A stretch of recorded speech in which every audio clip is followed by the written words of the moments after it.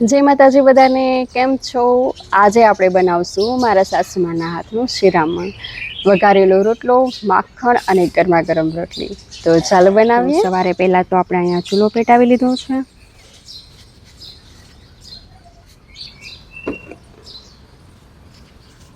તો પહેલાં તો આપણે અહીંયા ચૂલા પર હાંડી મૂકી અને 1.5 ચમચા જેટલું તેલ ઉમેરશું.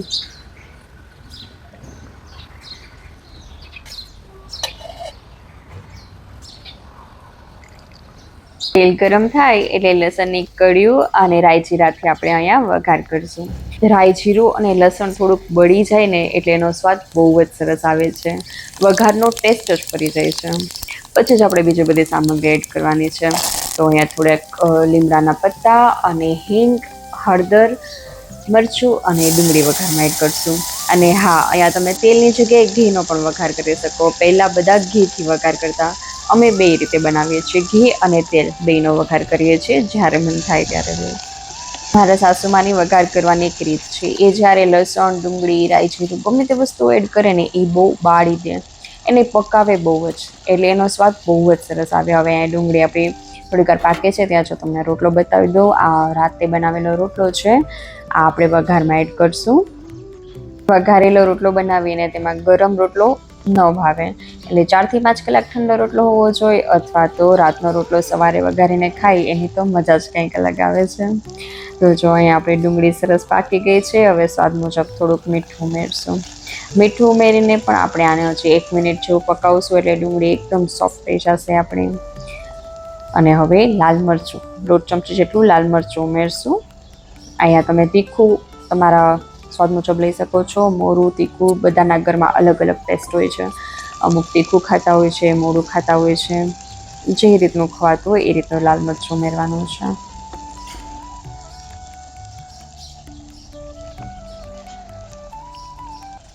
એક ચમચી જેટલું ધાણા જીરું ઉમેરશું. અને અહીંયા આપણે છાશથી વઘાર કરશું, એટલે 1 લોટામાં છાશ ભરી લીધી છે, એ આપણે ઉમેરશું. અહીં આપણે બધી જ છાશ નથી ઉમેરવાની, અડધી છાશ ઉમેરી છે, એટલે 1.5 ગ્લાસ જેટલી છાશ ઉમેરેલી છે.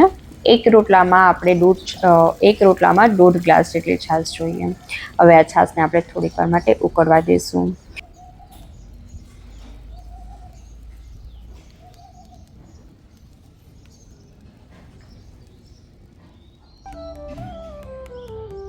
હવે અહીંયા આપણે રોટલાના બટકા કરી લઈશું.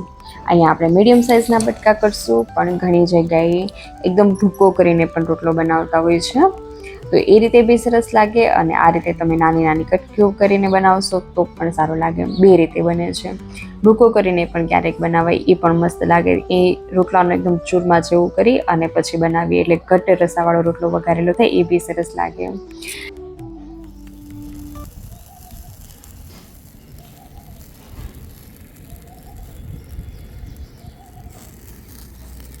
અને હવે અહીંયા ઉકળતી છાશમાં જશે રોટલાના બટકા, અને એકદમ ટેસ્ટી દેશી સ્વાદિષ્ટ શાક બનીને આપણું તૈયાર થશે. અને ઘી કચોરી પણ કહેવાય છે, અને વઘારેલો રોટલો પણ કહેવાય છે. બસ હવે આને આપણે થોડી વાર માટે પકાવી લેવાનું છે. આ તમે વઘારેલા રોટલા ઉપર માખણ લગાવીને ઘીવાળી રોટલી, માખણવાળી રોટલી, દૂધ, દહીં કે ગુંદાનું અથાણું કાંઈ પણ એની સાથે ખાઓ ને બહુ જ મજા આવે છે. સાંજના સમયે પણ ખાઈ શકાય ને સવારે પણ ખાઈ શકાય. મોસ્ટલી આપણા ગુજરાતીઓના ઘરમાં તો અઠવાડિયામાં 2 વખત બનતું જ હશે, અને ઘણા ઘરોમાં તો 2 દિવસે ને 2 દિવસે બનતું હશે. એટલું બધાને ભાવતું હોય છે. રોટલાની જગ્યાએ આપણે વઘારેલી રોટલી પણ બનાવી શકીએ, વઘારેલી ખીચડી પણ બનાવતા હોઈએ છીએ સવારમાં.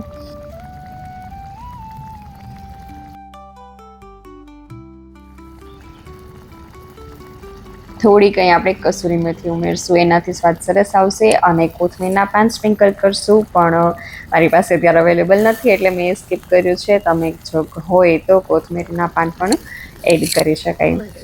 અને હવે જો મસ્ત એકદમ રસાવાળું આપણું શાક બનીને તૈયાર થયું છે.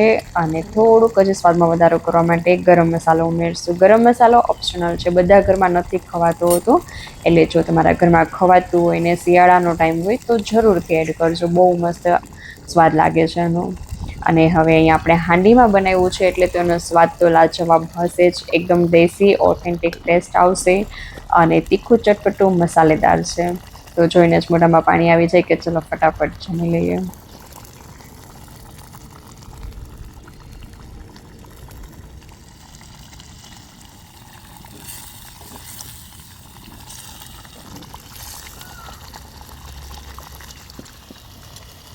તો હવે આપણો વઘારેલો રોટલો તૈયાર છે, તો આપણે એને નીચે ઉતારી લઈશું. અને હાંડીની હજી એક ખાસિયત છે કે હાંડીમાં તમે કોઈ પણ શાક કે કંઈ પણ વઘાર કરો ને તો એ 5 મિનિટ સુધી ગરમ જ રહે છે. એનાથી શું થાય છે કે રસો એકદમ ઘટ બની જાય છે અને રોટલા વધારે સરસ નરમ થઈ જાય છે. જો આપણે વધારે વાર પકાવીએ ને તો એટલા સરસ ના બને. આ 5 મિનિટ સુધી એમને રહેશે ને એટલે હું તમને પાછું ટેક્સચર બતાવીશ કેટલું સરસ થઈ જશે. અમે તે આપણા રોટલા મસ્ત બનીને તૈયાર થયા છે. આપણે પહેલાં બધા ખીચડી બનાવતા ત્યારે એમ કે ધીમા તાપે સડસડાવી લઈએ, બસ એ રીતનું આમાં નીચે ઉતારીને ટેક્સચર થઈ જાય છે. અને હવે આપણે રોટલી બનાવી લઈશું. આપણે ગમે તેવી નવી રસોઈ બનાવી લઈએ, ગમે તેટલી સરસ બનાવી લઈએ, પણ આપણા વડીલ જેવી રસોઈ તો આપણાથી ના જ બને. એના હાથનો જે સ્વાદ છે ને એ સ્વાદ અલગ જ હોય છે. ભલે એને આપણે એની પાસેથી જ શીખ્યા હોય, એને જેવું જ બનાવતા હોય, પણ તોય સ્વાદમાં ફેર પડી જ જાય. એમાંય તે ગામડાનો સ્વાદ છે એ તો બહુ સરસ. ચૂલા પર ગામડાની રીત જે છે એ બહુ સરસ હોય છે. એનો સ્વાદ ખરેખર અનેરો હોય છે. અત્યારે ઘણા બધા કુકિંગ ચેનલ એવા છે કે જે નવી નવી રસોઈ બનાવે છે, જે નવા પ્રયત્નો કરતા રહે છે અને અલગ અલગ ગેસ પર, ઓવન પર ફૂડ બનાવે છે. જોકે મેં પણ ઘણા બધા એવા વિડીયોઝ અપલોડ કરેલા છે અને કરીશ પણ આગળ. પણ મારો વધારે પડતો પ્રયત્ન રહેશે કે આપણો કાઠિયાવાડી રસોઈ છે, જે દેશી ગામડાની ચૂલાની રસોઈ છે અને આપણી સંસ્કૃતિ છે, એને જાળવી રાખીએ. જો આપણા કાઠિયાવાડી શાકનો જે દેખાવ હોય ને એ દેખાવ બીજા મેક્સિકન, થાઈ ફૂડ કે ચાઇનીઝ ફૂડમાં ના હોય. અને માના હાથની ગરમ ગરમ રોટલી અને એમાંય તે માખણ લગાવીને ખાઈએ, વાહ, બહુ મજા આવી જાય. માખણ પણ ઘરનો જ છે ને એકદમ દેશી ભોજન, મજા આવે તેવું. મારો પ્રયત્ન છે કે ગામડાનું દેશી જીવન, દેશી જમવાનું, કાઠિયાવાડી જમવાનું એ બધું પ્રસ્તુત કરી અને આગળ વધારવાનું. એવું નથી, આપણે ક્યારેક ક્યારેક ગેસ પર પણ નવી નવી રસોઈ બનાવતા રહીશું. તો તમને કઈ રેસીપી વધારે ગમે છે, કાઠિયાવાડી ફૂડ, દેશી ચૂલાની, કે પછી ગેસની નવી નવી આઈટમો? તો તમે કમેન્ટ સેક્શનમાં લખીને જરૂર કહેજો. ને આગળ તમારે કઈ રેસીપી જોવી છે એ પણ કમેન્ટ સેક્શનમાં લખીને જરૂર કહેજો. આગળ મળશું નવા વિડીયોમાં નવી રેસીપી સાથે. ત્યાં સુધી આવજો, બાય બાય, ટેક કેર.